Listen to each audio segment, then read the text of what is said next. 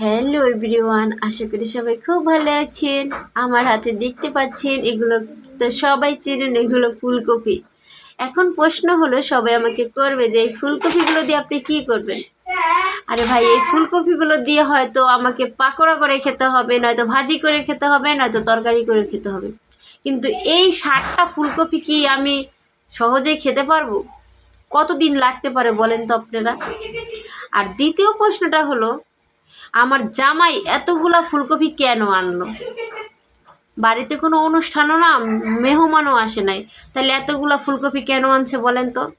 তার একটাই কারণ, সে সস্তায় পাইছে।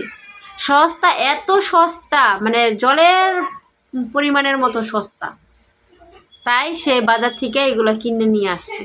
এগুলো দেখার পর আপনাদের কার কার রিয়াকশন হতে পারে বলেন তো? তরকারি সস্তা হয়েছে ভালো কথা, তার জন্য তুমি এতগুলো নিয়ে আসবা? এটা কোনো কথা হলো? আর একটা কথা কি জানেন, আমি খুব দুঃখ প্রকাশ করতেছি কৃষকদের জন্য। বাংলাদেশ কৃষি প্রধান দেশ, সবাই কৃষি, বেশিরভাগ মানুষই কৃষি কাজ করে খায়। আজকে কৃষকের মাথায় বাড়ি হইতেছে।